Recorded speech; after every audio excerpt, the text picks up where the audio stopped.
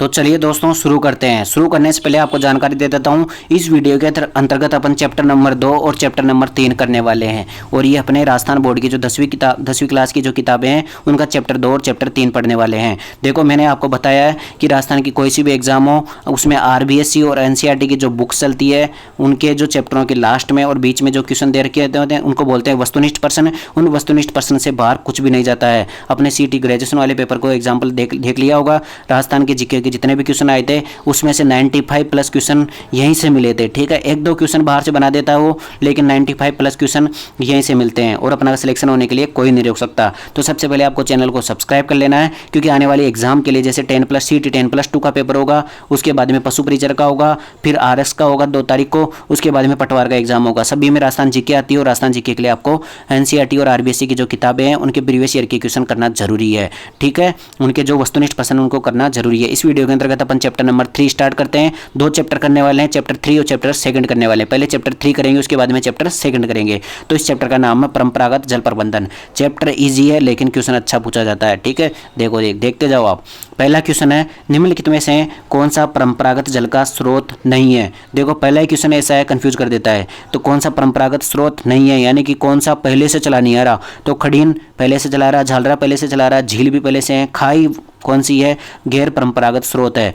तो सबसे पहले मेरे को यहाँ से एक क्वेश्चन और बनता है। एक क्वेश्चन ये बनता है कि खड़ीन कहाँ पर है, कौन से जिले में खड़ीन पाई जाती है। खड़ीन खारे पानी की झीलें होती हैं, ये सबसे ज़्यादा कहाँ पर पाई जाती है, बहुत बार एग्जाम में पूछा है। तो ये जैसलमेर में पाई जाती है। ठीक है, इसको भी याद कर लेना।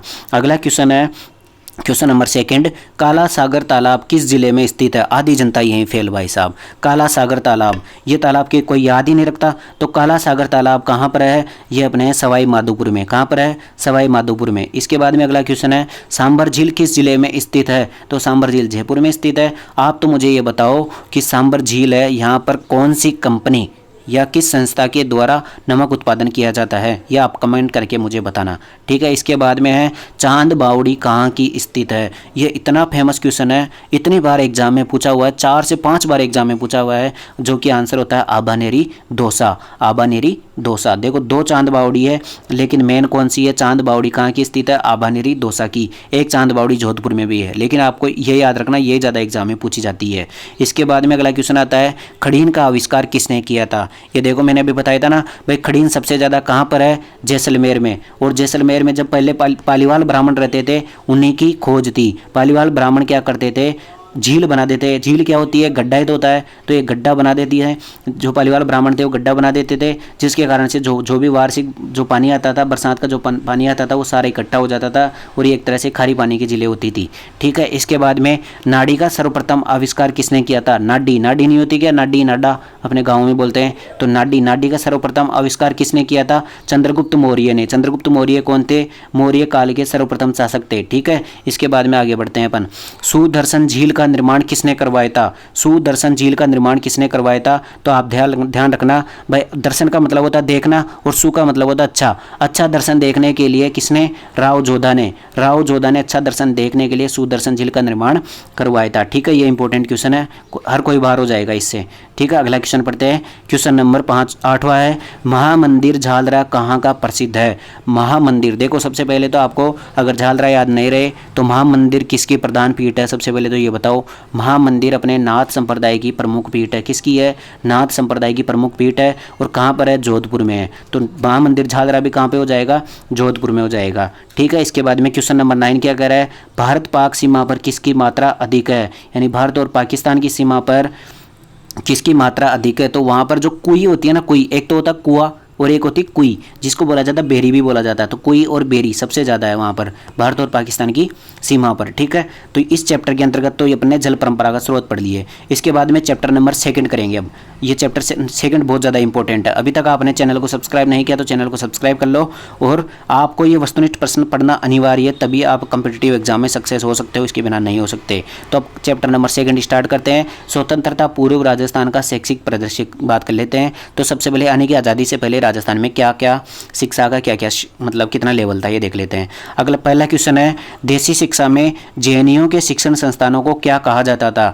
यानी कि आज़ादी से पहले राजस्थान में जो जेएनयू के शिक्षा संस्थान थे उनको क्या कहते थे? उपासरा कहते थे। क्या कहते थे? उपासरा। ये देखो कहीं नहीं मिलेगा, लेकिन राजस्थान बोर्ड की किताब है भाई साहब, एलडीसी के पेपर में उसने 20 क्वेश्चन बाहर से दे दिए।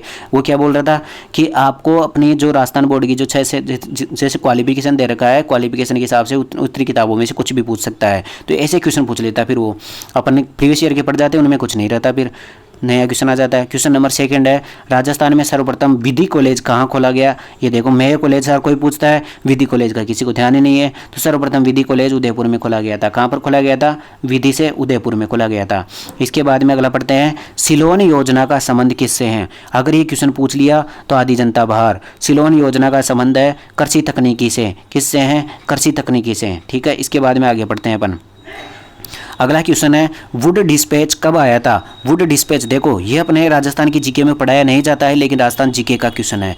जब लॉर्ड कैनिंग थे, कौन थे? नहीं सॉरी, लॉर्ड कैनिंग थे। हाँ, कैनिंग के टाइम पे, लॉर्ड कैनिंग के टाइम पे जब प्रथम वाइसराय बने थे, इनके टाइम पे थे कौन? वुड। कौन थे? Charles Wood. चार्ल्स वुड ने शिक्षा के कुछ सुधार किए थे। सुधार का मतलब ये होता है कि शिक्षा के कुछ नियम बनाए थे।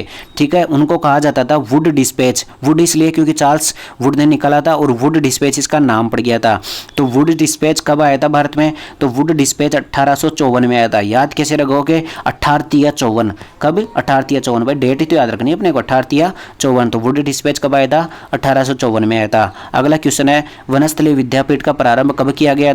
तो वनस्थली विद्यापीठ का प्रारंभ 1935 में किया गया था। आपको जानकारी के लिए बता दूं, सबसे पहले शांताबाई शिक्षा कुटीर नाम था किसका? वनस्थली विद्यापीठ का, जिसका नाम 1935 में नाम बदल करके वनस्थली विद्यापीठ कर दिया गया था, शांताबाई शिक्षा कुटीर। और किसने चालू किया था?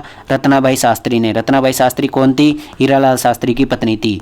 और ये वनस्थली विद्यापीठ है कहाँ पर? यह है निवाई टोंक में। निवाई तहसील है टोंक जिले की, वहीं का है। ठीक है, वनस्थली विद्यापीठ। इसके बाद में आगे पढ़ते हैं, लॉर्ड मेयो की हत्या कहाँ की गई थी? लॉर्ड मेयो की हत्या कहाँ की गई थी? अंडमान निकोबार में। लॉर्ड मेयो इसलिए फेमस है क्योंकि मेयो कॉलेज की स्थापना अजमेर में की गई थी। अगला क्वेश्चन पढ़ते हैं। अगला क्वेश्चन है, मेयो कॉलेज में प्रथम सत्र कब प्रारंभ हुआ था? यानी मेयो कॉलेज का जो प्रथम सत्र था वो कब प्रारंभ हुआ था? 1875 में प्रारंभ हुआ था।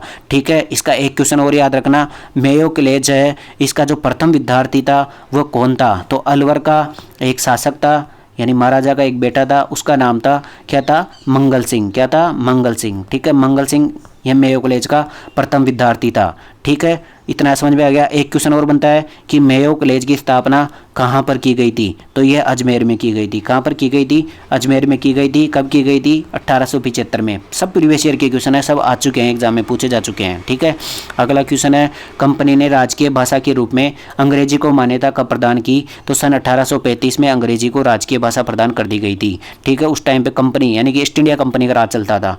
ठीक है, इसके बाद में क्वेश्चन नंबर 9, टोंक रियासत में मुस्लिम कन्याओं के स्कूल कब खोले गए थे? तो टोंक रियासत में मुस्लिम कन्याओं के स्कूल 1872 में खोले गए थे। ठीक है, सॉरी इसमें कुछ डाउट है मेरे को, हाँ मेरे को लग रहा ही था, क्योंकि इसका आंसर होगा 1885।